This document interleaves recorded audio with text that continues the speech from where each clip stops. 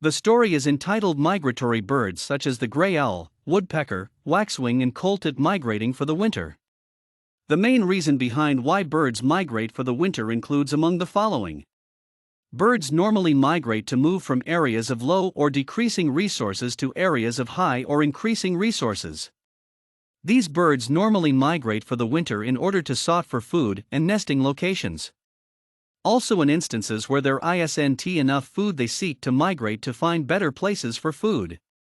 Birds normally migrate for the winter at lower latitudes in order to find for themselves nesting locations. Bird migration is the regular seasonal movement often north and south along a flyway between breeding and some sort of wintering grounds. Other species of birds also migrate especially during seasons of winter of lower latitudes. Also migration carries a high cost in predation and mortality including from hunting by humans, and is driven mostly by the availability of food. Birds normally migrate to move from areas of low or decreasing resources to areas of enough resources that they can possibly survive entirely. Again, most birds migrate to find richer food sources, seeking some safer habitats, and also avoiding predators that are harmful to most birds. Other migration behaviors are designed to ensure some sort of breeding success.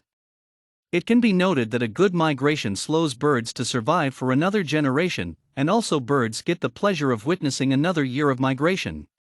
As winter seems to be approaching due to the availability of insects and some other food drops, the birds then move south again. There is an understanding of bird migration that is reflected in this story. Often than not, most birds fly a mile every minute. These birds normally return from winter during the season of spring. There is a pattern of migratory bird diversity to possibly test whether there is seasonality of winter harshness. Also, bird migration is the regular seasonal movement often north and south along a flyway between breeding and wintering grounds. Other species of birds also migrate to the winter for lower latitudes. Migration also carries high costs in predation and some mortality, including from hunting by humans. This is driven primarily by the availability of food. It also occurs mainly in the northern hemisphere, where birds are funneled onto some specific routes by natural barriers. It can be noted that a flock of barnacle geese flees away during autumn migration. There are also instances of long-distance bird migration routes. There are threats to some migratory birds that have grown with habitat destruction, especially of stopover and other wintering sites, as well as structures such as power lines and wind farms. Again, the Arctic tern holds the long-distance migration records for birds traveling between Arctic breeding grounds and the Antarctic each year.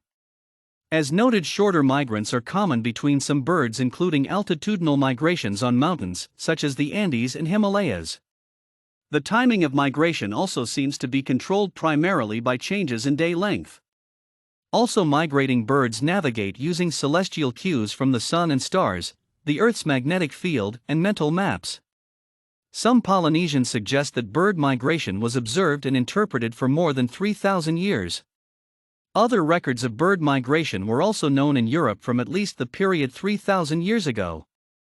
Migration of species of birds such as storks, turtle, doves and swallows was recorded as many as some 3,000 years ago.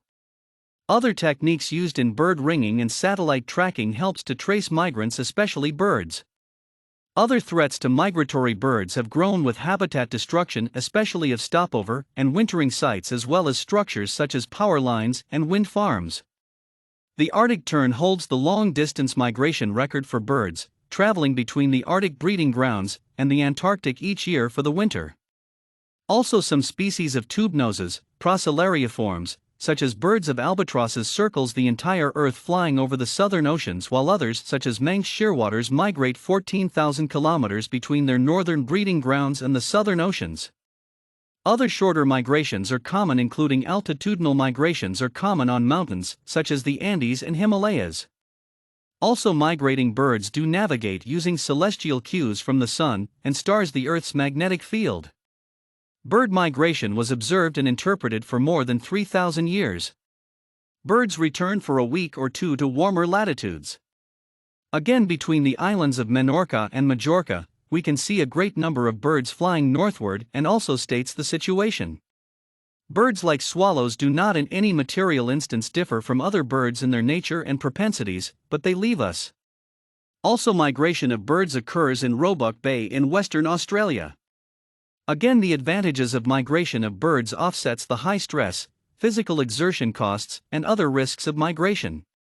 During migration of birds, predation is observed to occur entirely. The Mediterranean islands also has a late breeding season coordinated with the autumn passage of southbound passerine migrants, which feeds to its young. Again, a similar strategy is always adopted by the greater nocturnal bat, which preys on some sort of nocturnal passerine migrants. As observed, the higher concentrations of some migrating birds at some sort of stopover sites makes them prone to parasites and other pathogens, which requires a heightened immune response. It is noted that not all population may be migratory of birds, which is known as partial migration. Again, partial migration of birds are also very common in the southern continents in Australia. It is noted that almost 40% of non-passerine birds and 32% of passerine species are partially migratory. As observed in some species, the population at higher latitudes tends to be migratory and will often form winter at some lower latitudes. There are suitable wintering habitats that may be occupied. Some fully migratory species of birds shows a leapfrog migration within birds that normally nest at some higher latitudes and spend the winter at lower latitudes. Other birds, including the female chaffinches, Fringilla celebes and eastern Phanascandia, migrates earlier in the season of autumn than males normally do. Mostly the European birds, such as the tits of genera Parus and canisters, only migrate during their first year. Other migration begins with birds starting off in some sort of broad front. Often this front narrows into one or more preferred routes termed as flyways. The routes taken on forward and return during migration are often different.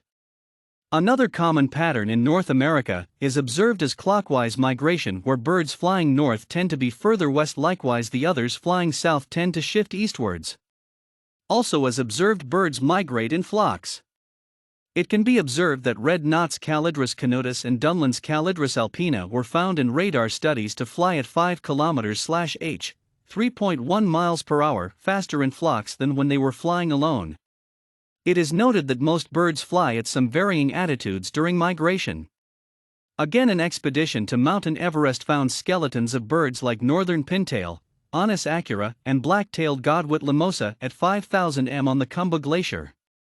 Other birds like the bar-headed geese Anser indicus have been recorded by GPS flying at up to 6,450 meters while crossing the Himalayas within the same time. They seem to engage in the highest rates of climb to higher altitudes for any bird. The anecdotal reports of birds flying much higher are yet to be corroborated with any direct evidence. Other seabirds do fly low over water, but gains altitude when crossing land, likewise the pattern seen in land birds. However, most birds' migration is in the range 150 meters to 600 meters, 490 to 1,970 feet.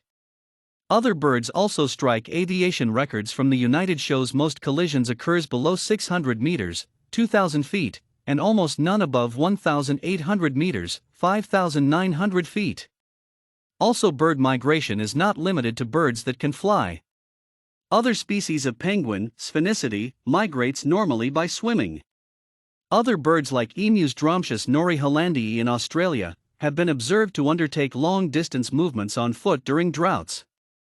When participating in nocturnal migration, many birds give some sort of nocturnal flight calls, which are short contact type calls. These calls serves to maintain the composition of a migrating flock and can sometimes encode the gender of a migrating individual. Birds normally serve to avoid collision in the air. Nocturnal migration can also be motivated using radar data, which can be used to also estimate the number of birds migrating on a given night, as well as the direction of the migration. Also, the geese are our only migratory birds of more than 650 species of North American breeding birds. Finally, it can be noted that migrating birds can cover thousands of miles in their annual travels, often traveling the same year after year with some little deviation. Birds combine several different types of senses when they navigate. Other smaller birds tend to also migrate in broad fronts across landscapes.